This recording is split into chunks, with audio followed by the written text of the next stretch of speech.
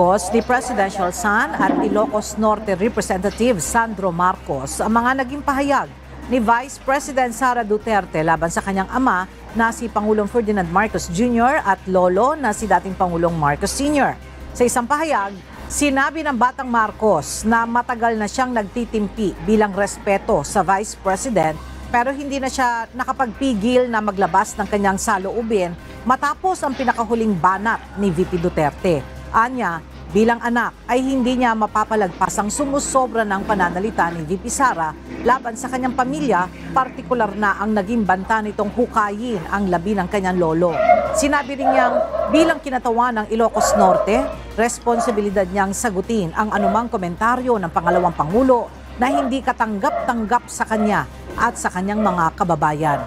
Ayon kay Congressman Marcos, walang anumang sinasabing masama ang kanyang ama laban kay VP Sara at bagkus ay pinayuhan pa umano siya nito na huwag maghayag ng pagkadismaya.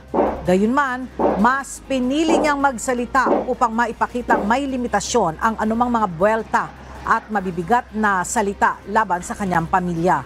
Sa kabila nito, umaasa ang mambabatas na maayos pa rin ang mental health ni VP Sara at makakahanap ito ng peace of mind sa gitna ng kinakaharap na mga issue.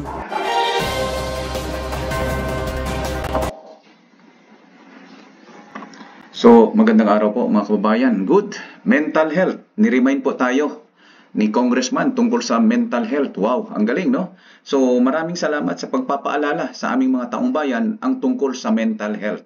Alam nyo po, siguro maganda yung ni-remind nyo na tungkol sa mental health. Kasi yung tungkol sa paghukay, kung saan natamaan kayo, ang ibig lang pong sabihin nun is traidor at walang utang na loob. Ngayon, binalik nyo na mental health, sorry pero lumalabas kasama po kayo. Kasama ka sa pagbirada o pag-atake doon sa BP. Kaya sa pananalita mo, nahuhuli. Ang isda ay nahuhuli sa bibig. Nahuli ka sa bibig mo. Sorry pero lumalabas na talagang traidor at walang utang na loob ang estilo na yan. So, magandang araw mga kababayan. Ranger Kid Vlog, Retired Soldiers Comment Opinion Assessment. Himayin natin in layman's term yung sinabi nung bagitong congressman. Ito po, ang pamagat po natin ngayong araw. Sino ang baliw at adik? Comment, opinion, assessment. So may issue tayo, may basis at result. Ano ang issue? Wow, mental health. So pag pinag-usapan ang mental health, neuropsychiatric exam ang kailangan mo dyan, ang neuro, magpa-NP screening ka. So ang basis natin dyan is, ang Armed Forces at Police, nag-undergo yan ng neuro. Every time na may promotion, nag-neuro sila. Pagpasok pa lang, may neuropsychiatric exam na. Hanggang sa paulit-ulit yan habang nagsiservisyo sila. Ang government employments, ilan dyan ay may NP screening din. Ang jail management, of course, meron din. Ang correctional service. Ang industrial security, may neuropsychiatric din sila, kahit civilian sila.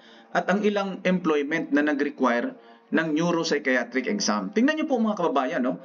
Lahat halos. Tayong mga civilian, mga military, police, government employees, jail management, at lahat ng yan, pati mga security guards, ay pinapa-undergo ng NP screening ng mental health. So bakit? Kasi sila sumusunod sa mga orders. Ngayon ang tanong, yung nagbibigay ba ng mga orders, nagbibigay ng direksyon sa armed forces, government employees at sa lahat ng mga employment dyan, sa gobyerno at sa civilian, meron ba silang neuropsychiatric exam? Abay, tingnan natin ang resulta. Commander-in-Chief, walang neuro exam. BP, walang neuro exam. Kaya nga, kumakasa na magpa-mental health din siya, magpa-neuro exam din. Ilan sa mga cabinet secretaries, maliban sa mga nanggaling sa serbisyo, yung mga nanggaling sa serbisyo, may NP screening yon. Etong mga nasa cabinet secretaries ngayon, meron kaya? Maku mga kababayan, eto na. Ang Congress, meron ba silang NP screening? May neuropsychiatric exam ba sila? Kaya tingnan nyo ang corruption naging legal. Ang mga tinatawag nating mga kriminal na mga drug lords, sila ngayon ang nandyan ang pinoprotektahan.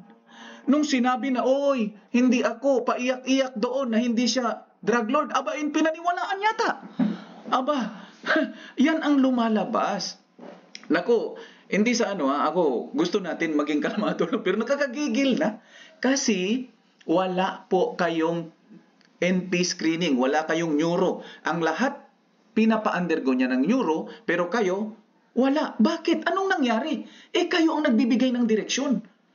Okay lang ba yan, Armed Forces and Police? Na ang nagbibigay sa inyo ng direksyon walang NP screening, hindi nyo alam kung baliw ba ang mga yan? Lumalabas na baliw Tingnan nyo. Ang LGUs, may ano ba yan? May NP screening ba mga yan? Ang barangay NSK, may mga NP screening ba yung mga yan? O pangalawa, NP screening pa lang ang natin dito, tinatanong. Nakikita nyo na ang mga nagtatrabaho mula sa Armed Forces and Police, Government, Jail Managed, Correctional, Industrial Security, other employment kahit sa civilian, ang ilan dyan ay nag-undergo ng NP screening. So ibig sabihin, hindi mga balyo yan. Etong mga walang NP screening, sigurado ba tayo na hindi balyo ang mga yan? 2, drug test. Lahat din kayo dyan sa Armed Forces and Police nag-undergo niyan before na pumasok. And then meron pa kayong random na drug testing. Itong mga nasa nagbibigay ng direksyon, hindi kaya adik ang mga yan? Commander-in-Chief, BP, ilan sa Cabinet Secretaries, Congress, LGUs, Barangay SK, magpa-drug test kayo. Okay? Kayo ang nangangailangan na mag-drug test. Why? Ay kayo ang nagbibigay ng direksyon sa bayang ito. Kaya pala ang daming droga na nagkakalat Kaya ang daming krimen na naglalilipana dyan nangyayari. Ang daming nakikidnap o ransom. Mga foreigners pa, nakakahiya tayo. Why? Because ang mga nagbibigay ng direksyon sa Armed Forces and Police at saka lahat ng mga employment sa buong bansa ay walang neuro exam at saka drug test. So kailangan nyo mag-undergo niyan. So ano masabi natin dyan? Diba? It is safe to say. Diba? Maaari nating sabihin na pinapamumunuan tayo ng mga balyo at adik. Why? Wala silang kinuha na drug test at saka NP screening Pasensya kayo Pero kung mag-undergo kayo, then maniwala kami na ang namumuno sa bayan ay hindi balyo at hindi adik. Pasensya. So ito, comments and opinion. Last time binigay ko na to pero ulitin natin.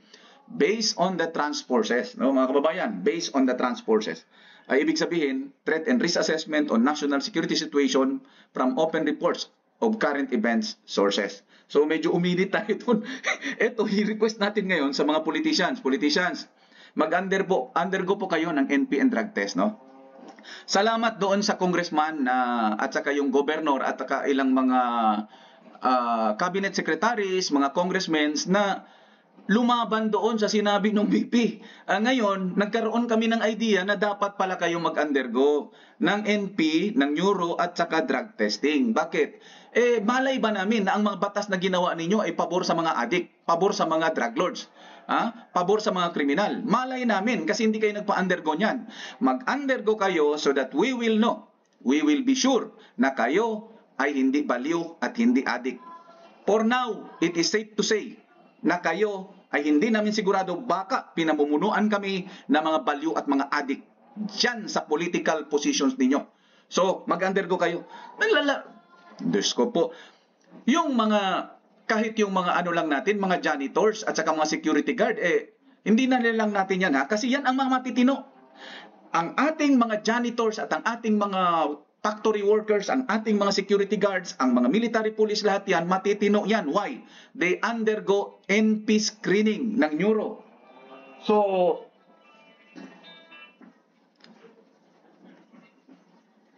nag-undergo sila ng neuro, Nag-undergo ng neuro at saka drug test. So, kayo, hindi. So, ano to? Anong ibig sabihin nito? Pinamumunuan tayo? Pinamumunuan kami, it is safe to say, na maaring pinamumunuan kami, ang taong bayan, ang buong bansa, ng mga baliw at adik. So, next, pakiusap, stop corruption. Hindi ma-stop ang corruption kung hindi kayo magpa-undergo ng NP screening at drug test. Kasi siguradong lilihis kayo So kailangan yan para ma-stop ang corruption. Matigilan din ang paglustay sa pera ng bayan. Tigilan nyo na rin ang bangayan sa politika. Kaya nga hindi kayo tumitigil Kasi binibira nyo yung tao na talagang dinismantel yung aparatus ng drug syndicate. Di ba? Kaya nga ganyan Sino ba ngayon ang pinoprotektahan nyo? Kasi gusto nyo pabalikin ang drug proliferation? Iyon ba? So Quadcom, Quintacom, masagot nyo ba yon? Yun yung malaking problema nyo dyan. And that is why, huwag nyo kaming lokohin. Alam namin na ang inyong pinagagawa. Kasi lumalabas na pag hindi kayo nagpa-undergo ng NP screening and drug test, alams na mga kababayan. I-revoke ang Resolution 10, magkaisa at isulong ang pag-unlad ng bayan. Yan ang aming hinihiling ulit. Okay, Armed Forces, mga sirs, mga moms dyan, siguro naman, alam nyo ang inyong trabaho.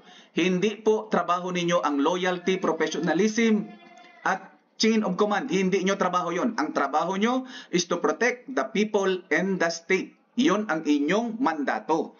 So please, alam namin na may discernment kayo. Kaya nga, pumabor kami nung binigyan ng sanction yung tungkol sa relo, dahil nararapat lang naman talaga. At mabuhay po kayo, mga taga-armed forces, dahil hindi kayo nagtotolerate at hindi kayo nagka-countenance ng mga wrongdoings. Now, nakita natin na ang namumuno sa atin ay hindi nag-undergo ng NP screening at saka drug test. Sigurado ba kayo na ang mga namumuno sa atin ay hindi baliw at addict? Malaking katanungan po yan. So that's a question. I'm not saying, but that is a good question because hindi sila nag-undergo How can we be sure na ganun nga? So, eto po. Hindi ako nananawagan. I am saying, is it okay or authorized ba if ever na magkaroon ng military caretaker government? Kung talagang nakikita natin na wala ng moral ascendancy itong mga politiko natin. Next, with People's Advisory Council without politicians na. Kasi wala, hindi sila sigurado Doon tayo sa sigurado. And of course, may benchmark tayo dyan. Yung Niger, Burkina Faso, Mali, Papua New Guinea. May nagsabi nga sa akin doon sa aking comment section, ang Burkina Faso daw ay pinumumunuan lang ni Captain Traore. Mga sirs, mga moms, maraming seniors dyan, even generals.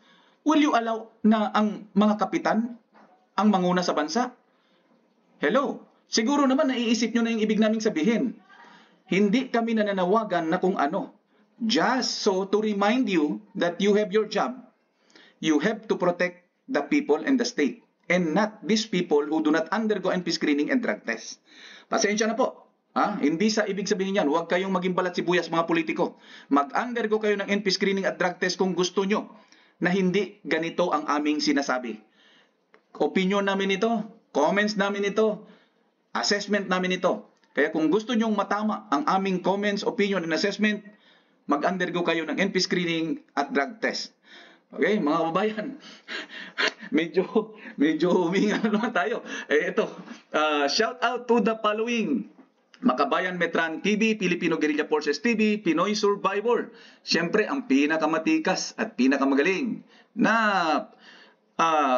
supremo ng Filipino Guerrilla Forces, si Sir Dado Enrique, na sinusundan naman siya ng ating Deputy Supremo na si Commander Bukay Metran. Mga sirs, magandang umaga sa inyo. Tawagin natin ulit. Okay. Shout out natin at pasalamatan si Ma'am Queenie Gulyem. Good morning po, Ma'am. Ma'am Mila Sumaylo. Sir Cecilio Mertalia Jr. na nakikinig sa atin. Nagpa-shout out siya sa kanyang buong pamilya dyan na nandyan ngayon sila sa United Kingdom. Okay? Nandyan sila ngayon sa UK. Cecilia Provido, Ma'am Cecilia, magandang araw. Ma'am Natalie Querubines, The Right Stuff. Ma'am Arceli Calvo, Cook Sunray TV, thank you sa inyong mga comment, thank you. Sir Baby Berua, Sir Baby, tama na, akala ko kasi ma'am noon, dito Sir Baby Berua, good morning. Ebnash, good morning at maraming salamat sa iyong mga inputs, Ebnash. Of course, Edilberto Mercado, Sir Edilberto, magandang araw. Sir Greggy Marquez na nakikinig sa atin dyan sa Las Vegas, Nevada. Magandang araw sa iyo, Sir Greggy. JT Lee, good morning. Alam ko marami kang mga saloobin at thank you JT Lee. Sir Kolokoy, maraming salamat. Mukhang napakahusay ng inyong mga komento, pahapyaw pero talagang bullseye. Okay. NV Polican, thank you Sir LP. Good morning Ma'am Lynn Film, ingat po kayo dyan lagi. Sir Vic Tomasar, si Sir Vic, magandang araw sa iyo Sir Vic. Sir Romy Satparam, ito isa sa ating mga Filipino Guerrilla Forces Commander mula sa Southern Luzon. Sir Romy, magandang araw sa inyo, sir. Sa happy anong araw ba ngayon? Nalimutan ko, para mga Wednesday na yata. Okay, Sir Romy, magandang araw sa inyo. H-Mine Only, Ma'am H-Mine Only, nandito na ang sinabi ko na isa-shoutout kita.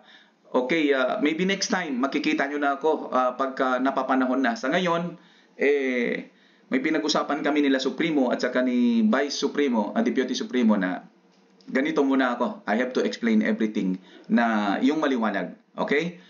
So si Sir Felix Awit, Sir Felix, alam ko nakikinig ka habang nagbabiyahe. Ingat ka dyan sa pagmaneho, ha. Arnulfo Siriban, Sir Arnulfo, nakikita ko ang iyong mga comment. Very good, thank you. Ma'am Lily Dasa, good morning Ma'am Lily. Ma'am Eva Burgos, yes Ma'am Eva, greet nyo ako doon sa sa isang nag-shoutout kayo doon sa programa ng Makabayan Metran TV. Thank you, at dito isa-shoutout din kita. Ma'am Eva Burgos, good morning po. Ma'am Annalyn Castillo na nasa Hong Kong. Si Nojep NT, isang FGF commander din ito. Napaka snappy to si Sir Nojep NT. Nojep NT, magandang araw. Sir Roy Abirit, isa rin sa ating mga FGF, masugid na mga sumusubaybay sa ating tatlong programa, ang Makabayan Metran TV, Filipino Guerrilla Forces TV, Pinoy Survivor at Ranger Kidlat Vlog. Okay? So, Geronimo Boy Copasus, ito yung sinasabi natin palagi na snappy itong si Sir. Indonesian na Ranger po ito. Okay, Commander My Love of Deputy Supremo Commander Bukay ng Filipino Guerrilla Forces. Yan, si Commander My Love. Shout out po sa inyo, ma'am. Dito, ito po kasi ang hindi namin mabasa yung nakasulat doon, kaya ganun na lang ang aming sinabi. Okay, so good morning to you. And then si Ma'am Maria Socorro Mejia, good morning Ma'am Maria. Sir Leandro Sularta, Sir Aquilino Jr. Juanites, magandang araw. Rose B from Egypt, Ma'am Rose B, good morning po. Sana'y nasa mabuting kalagayan po kayo dyan. Kuya Rose B, good morning. Sir Arvin Ortega, magandang araw sa iyo. Alodito, Lionheart, okay, magandang araw sa inyo. Pase Construction YouTube. Taurus from Japan. La Arnie Silva TV na nasa Hong Kong. Blessed Bikers PH, Loretta Cabanayan, Ma'am Loretta, magandang araw po sa inyo. Kumusta po kayo? Broken Wings TV, magandang araw sa inyo. Joey Perer, Sir Joey Perer, salamat sa iyong pagkomento, magandang araw. Sammy Lito Mantilla, Sir Sammy, magandang araw sa iyo. Orlando Sabala, Sir Orlando, maganda ang inyong naging komento, nakakakuha tayo ng inputs, thank you po. NPG na nakikinig sa atin, nanonood sa atin dyan sa Davao. Taga Davao po sila. Magandang araw po sa inyo. Meridon from Arizona. Magandang araw po, Ma'am Meridon from Arizona. Cool Dani, magandang araw. Maria Velasco, Ma'am Maria Velasco, kumusta po kayo dyan? David Guanzon, Sir David, magandang araw po sa inyo. Munjen, magandang araw. Kalmado Playlist, yes, ito si Kalmado Playlist, palaging nandito. So, thank you, Kalmado Playlist.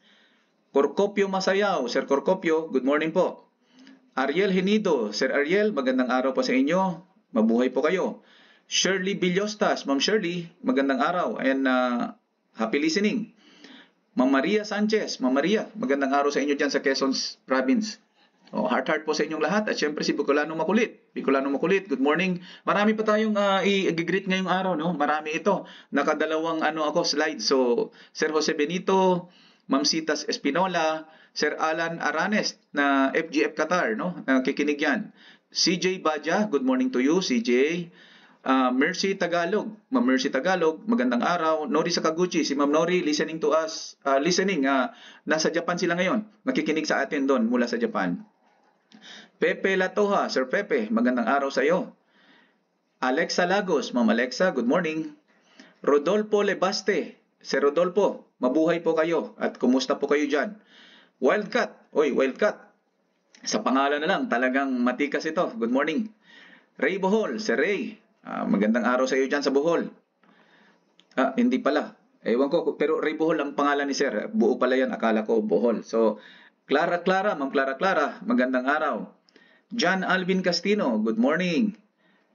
Conceban Benis, magandang araw sa iyo. So next, Again, shout out to Jason Santos. Sir Jason, magandang araw. Mark Creation, magandang araw sa iyo. Sir Mark Creation.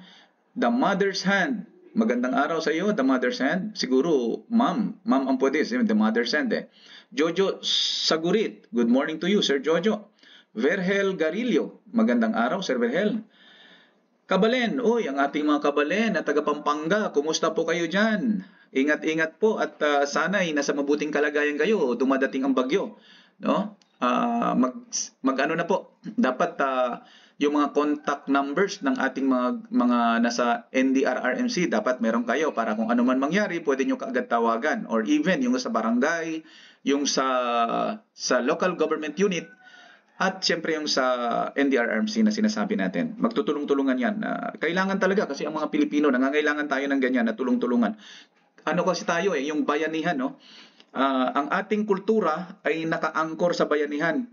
So sana dapat magkaisa ng bansa at magkaroon ng bayanihan. Pero hindi Dahil merong mga ganid sa kapangyarihan. Kung kaya't nagpapaawa epek yung dalawang bagito, pero bumabalik sa kanilang muka yung kanilang kalokohan. Ay nako, hindi na tayo mag-mention. Manuel Kujamat, Sir Manuel, good morning to you. Sir Edmond Balangge, Miller Yatar, good morning. Billy Almighty, Billy Almighty, good morning to you. Sir Billy. Larry Nonot, Sir Larry, magandang araw. Alejandra Kitlong, Ma'am Alejandra, magandang araw, kumusta po kayo? Ramel Makairan, good morning. Who is Perfect Nut? Good morning. Nigel B. Diaz, Ma'am Nigel B. Diaz, good morning. Kumusta po? Ma'am etc. Space, yan, Ma'am, good morning po. Ma'am etc. Space. Ralpha, of course, syempre, lalaki to si Sir. Magandang umaga sa iyo, Sir Ralpha. Nobi Makahilig. Ma'am Nobi, good morning po.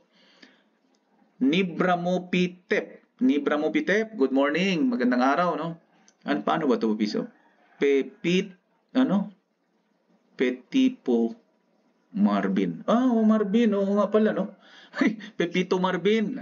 Okay, Pepito Marvin. Marvin Pepito. Okay. Victor Fernandez, good morning to you, Sir Victor. Soldier D, magandang araw. Camilo Edar, Sir Camilo. Kumusta po kayo, Sir Camilo? Magandang araw. Denvower 908. Kabicol TV, good morning, Kabicol TV. Ami Cabrera, nanonood sa atin mula sa Saudi. So, Ma'am Ami, ingat-ingat po kayo dyan. At salamat sa inyong pagsakripisyo para sa ating bayan. No? Yung inyong mga remittances ay hindi po namin kinakalimutan yan na nagre-remit kayo sa ating bansa. At yan, gaya nga sinabi ni Sir Dado Enrique, na yan ang naging salbabida ng ating ekonomiya dito sa ating bansa. Mabuhay po kayo. Our modern day heroes na nagpapakahirap dyan sa ibang bansa, samantalang nilulustay ng mga baliw at adik yung inyong mga pinaghirapan at hindi po kami papayag doon. Hindi po tayo papayag. Kaya nandito tayo, nagkakaroon ng programa upang mabigyan ng impormasyon, mabuksan ang isipan ng ating mga kababayan na darating ang eleksyon ay dapat mamili tayo ng tama. Lahat ng hindi nagpakita ng kanilang NP screening, neuropsychiatric exam at saka drug test, huwag nyo nang iboto. Baliw at adik yan, malamang. So, yun. Rick Price, good morning. Rewel Valencia, Sir Rewel, good morning. Mujen, kanina may Munjen ngayon ito Mujen naman. Mujen, good morning. Armando Pakibot, Sir Armando, magandang araw sa iyo. Ramonito Caballes, Sir Ramonito Caballes, magandang araw po. Kumusta po kayo dyan? Reynaldo Surigao, taga Surigao ito si Sir Reynaldo. Good morning, sir. Mayong buntag liha sa inyo sa Surigao. Gerardo Melchor, good morning. Willie Demiar, magandang araw po, Sir Willie. Efara, good morning. Pulhencio Loyaw, Sir Pulhencio, magandang araw. SC Service Tech, kumusta kayo dyan sa SC Service Tech? Sana ay okay lang kayo dyan. BRS 914, BRS, magandang araw sa iyo. Jose Alejandria, Sir Jose Alejandria, magandang araw. Nazario Bautista, Sir Nazario, kumusta po? Noemi Natividad, Ma'am Noemi, kumusta po kayo? Magandang araw sa inyo. Sally Air, good morning. Herbs TV, Herbs TV, magandang araw sa iyo. Marjud Suarez, Nanonood sa atin mula sa Jensan, no? Kumusta po kayo dyan sa Jensan? Ang ganda ng beach dyan. Ang ganda ng inyong lugar. Nadaanan na namin, no? Maraming salamat, Ma'am Marjude Suarez. Nanonood sa atin mula sa Jensan. Anita Comike. Ma'am Anita, magandang araw sa inyo. Leonardo Antoni. Sir Leonardo, kumusta po kayo? Good morning, sir. Guwapo, guwapito. Yun, sir, guwapo, guwapito. Magandang araw po sa inyo. Sara Bibongbong. Doble to. Sara Bibongbong. Talaga, oh. Kung pwede lang sana ganyan, no, na nag-iisa, Sara Bibongbong. Isa na lang. Wala sana tayong problema. Pero kung sadyang nasa dugo mo na yung pagka-traidor at saka walang utang na loob, yun, binirada ka. Tuloy, nagpapakawawa sila nung sabihin na ihukayin at itapon sa West Philippine Sea yung katawan ng kanilang yumao, nag-react ng gusto. Ang hindi nila alam, simple lang naman yung ibig sabihin noon. Ang mensahe doon is traidor kayo at wala kayong utang na loob. Kasi yung tumulong sa inyo na ipalibing ang inyong yumao na maraming kasalanan sa lipunan sa martial law period, naging diktador, di umano. Nakita naman natin, di umano, yun na yung history. Nandun na yun. So we can safely say na diktador, martial law, maraming naging abuses dahil ginamit nila yung armed forces and police sa hindi tamang paraan. And that is why I'm looking now at the armed forces and police na hindi magpagamit. Nakita natin ang armed forces hindi magpagamit. Nakita natin dyan, no? So, let us have faith with the armed forces. Yan na lang ang last bastion of hope natin na titindig para sa taong bayan. Nakita natin ang iba. Hindi naman natin, no? Ang iba dyan, nagpagamit na. Biruin mo halos kahit mali na, ginagawa pa rin yung nangyari sa Davao. Nako, nakaka-imbiyer na yun, no? Sabi nga ng mga no? Hingal Bay Victor. Hingat by Victor. Hingat by Victor. Yan. Good morning sa iyo. Jerry Villator. Sir Jerry, magandang araw. RG Nacion. Ma'am RG, good morning po. Or sir ba yan? Loli Valdez. Yan. Si Ma'am Loli, magandang araw. Ma'am Loli Valdez. Lindon, good morning. Marby Garuela. Jean Galesa. Ma'am Jean Galesa, magandang araw. Jerome Suico. Sir Jerome, magandang araw sa inyo. Ayan, heart sa inyo. And then, Jose Papuraque. Good morning, Jose Puraque. Sir Jose, magandang araw po sa inyo, sir. Alan Limoran. Sir Alan, good morning. Break you Chichat. Good morning. Brusco Maginoo. Brusco Maginoo, good morning. Brusco Maginoo, pero hindi bastos. Maginoo, pero medyo bastos. Okay, maganda yun. Parang kanta yun, Sir Brusco Maginoo. Good morning to you, sir. Good morning. Carbox, magandang araw. Bonifacio Galimit, Sir Bonifacio, magandang araw sa iyo, sir. Eric ND, good morning. Siyempre si Julray Reyes, Sir Julray, good morning po. Christian Gutierrez, Sir Christian, salamat sa inyong komento. Carding Domingo, Sir Carding, kumusta po kayo? Zita Solidum, si Ma'am Zita Solidum, magandang araw po, ma'am. Doval, salamat sa iyong komento. Peter Garcia, magandang araw, Sir Peter. At syempre, si Ma'am Trina Roa. Ma'am Trina Roa, magandang araw po sa inyo. At syempre, si No Jeff NT. No Jeff NT, yung ating isa sa ating mga FGF, Filipino Guerrilla Forces. Alam nyo po, ang Filipino Guerrilla Forces ay talaga namang ang direksyon nito is upang protektahan ang ating mga pamilya. At syempre, sa pagprotekta natin sa ating mga pamilya, naprotektahan na rin natin ang buong bansa. Alam natin ang history mula pa noon hanggang ngayon na ang Filipino Guerrilla Forces ang siyang last stand dito sa ating bansa pagdating sa anumang pananakop. Nung panahon ng Kastila, panahon ng Hapon o panahon ng Amerikano, laging ang Filipino Guerrilla Forces ang nandyan. Tunay na maasahan. At ang iba naman, yung mga makapili, pumapabor doon sa mga kalaban. Abay, yun ang mahirap doon. Sino ba yan?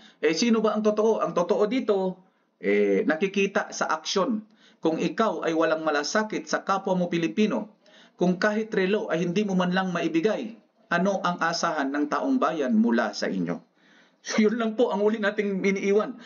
Maraming salamat. Good morning everyone. God bless. Mabuhay ang Pilipinas.